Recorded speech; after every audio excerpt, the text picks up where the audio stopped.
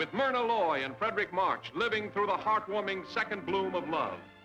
Dana Andrews and Teresa Wright feeling the breathtaking thrill of love at first sight. Hoagie Carmichael spreading his own brand of stardust. All of them together, giving all of us the best years of our lives. In 1946, The Best Years of Our Lives won Best Picture for its optimistic portrayal of life after World War II. It was a romance film about a veteran returning from the war to his loving wife. Due to the end of the war, many people were feeling hopeless. In response to this, Hollywood decided to focus their efforts on creating incredibly happy films to cheer people up. However, that same year, a much smaller budget film came out called The Big Sleep. It was pessimistic, dark, and gritty. As I probed into its mysteries, every clue told me a different story. But each had the same ending: murder. Surprisingly, it turned out that many people liked the moody tone and deeply flawed anti-heroes of The Big Sleep. That year, French film critic Nino Frank coined the term film noir to describe such grim depictions of urban America. Noir continued well after 1946 and is still relatively popular today. However, it goes by a different name. The term Neo Noir describes films sharing similar aesthetics and themes to film noir that were made after the golden age of film noir, which is from the early 40s to the late 50s. Let's fast forward all the way to 1978, when John Carpenter's Halloween was released. Home invasion was becoming one of America's greatest fears, and Halloween explored this in a revolutionary way. There was no motivation behind the killings. There was nothing that the victims could have done to avoid death, and you aren't safe in your own home. It was at the time, and even now is still considered, one of the scariest horror movies of all time. After Halloween, we got Friday the 13th. Which was one of the most popular horror movies of the 80s. The film essentially uses Halloween as a blueprint to create one of the biggest horror franchises of all time. And I went to school basically on the movie Halloween, saw it once, figured out what a good horror film would need. Along with Friday the 13th, we got House on Sorority Row, Sleepaway Camp, Silent Night, Deadly Night, The Prowler, Prom Night, My Bloody Valentine, Terror Train, Nightmare on Elm Street, and many, many sequels. It wasn't just a craze. This was the start of an entirely new genre, the slasher genre. So, what do slashers and noir have in common? Well, just like the 40s and the 50s are considered the golden age of film noir, the 80s are considered by many to be the golden age of slashers. Therefore, in my opinion, slashers made after the 80s should be known as neo-slashers. Let's look at what defines the slasher genre in the 80s. First of all, the movie is generally based around a holiday or superstition, like Halloween or Friday the 13th or Valentine's Day. The plot is usually very simple. It starts out with a cold opening where someone dies, then cut to several years later when we are introduced to our main characters, which is a group of teens. This group contains a guy who's either a prankster or a sexual deviant, a sexually promiscuous girl, the final girl who is a girl that feels like an outsider to the group because she is much more innocent than them, or has a tragic backstory involving the villain, her boyfriend, who has no personality, and a bunch of other characters that are completely disposable. This group of teens gets slowly picked off one by one by an unstoppable killer in incredibly elaborate ways. This killer is usually wearing an elaborate costume, usually has a tragic backstory involving the generation before the protagonists, usually wields a knife, usually is masked, and usually doesn't know how to run. Eventually, only the final girl is left. The killer and her have a showdown where she has to outsmart him. She wins, but in one final scare, the killer comes back from the dead and the movie is set up for a sequel. Slasher movies made during the 80s were usually very low budget, usually got pretty poor reviews. It's an unpleasantly, absolutely reprehensible little sleaze pit of a movie named Friday the 13th Part 2. And usually had a new sequel just about every year.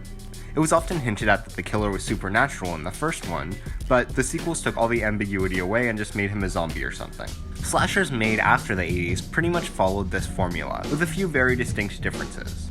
For one, the killer learned how to run. Also, they became much more self-aware. The cliche of the characters having sex before being killed off was still very present, but it was often addressed. There are certain rules that one must abide by in order to successfully survive a horror movie. For instance, number 1, you can never have sex. No! Big no-no! Big no! I'm a dead man. Sex equals death, okay? Number 2, you can never drink or do drugs. No, the sin factor. It's a sin. It's an extension of number 1. And number 3, never, ever, ever, under any circumstances say, I'll be right back. Because you won't be back. I'm getting another beer. You want one? Yeah, sure. I'll be right back. Also, there weren't nearly as many sequels. Like, sure, there were still quite a few, but there was no franchises that had sequels made every single year like the 80s. Scream, the most financially successful original neo-slasher, only spawned 3 sequels and a TV series, which really isn't that much considering that Friday the 13th spawned 10 sequels, a remake, and a crossover with Freddy Krueger. However, the biggest difference was also the biggest difference between noir and neo-noir, the slash, which is ironically something that slashers from before the 90s didn't have. What genre is Blade Runner? A neo-noir slash sci-fi.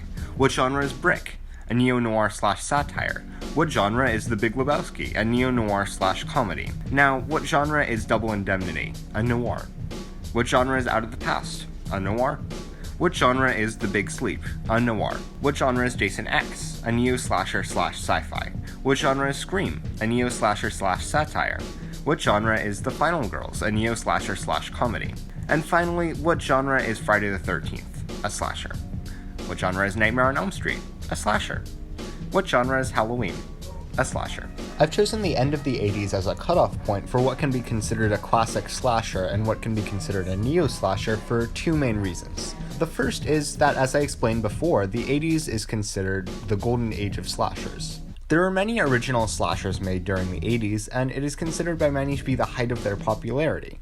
The second is that Friday the 13th, a franchise which was widely considered to be the most iconic slasher movie franchise, changed drastically right after the 80s. It was sold to New Line Cinemas, and after the 80s there would be much bigger breaks between the release of sequels. Also, the sequels embraced the sci-fi fantasy aspect a lot more than the other films by putting Jason in fantastical situations. Jason went to hell. Jason went to space. Jason fought Freddy Krueger. So why does any of this matter? Well, if we classify neo-slasher as its own genre, we can better critique it. For example, one slasher trope that was kind of lost after the 80s was having the movie based off of a holiday or superstition. Think about it, how many original neo-slashers are there that are based off of holidays or superstitions? Not very many. I think this is pretty unfortunate, and something that I definitely want to have a comeback. Another trope that was lost after the 80s was the idea of a new installment in the series every single year, which I definitely see as a positive thing. The Scream franchise can get pretty bad, but it never got as bad as Friday the 13th 5: A New Beginning.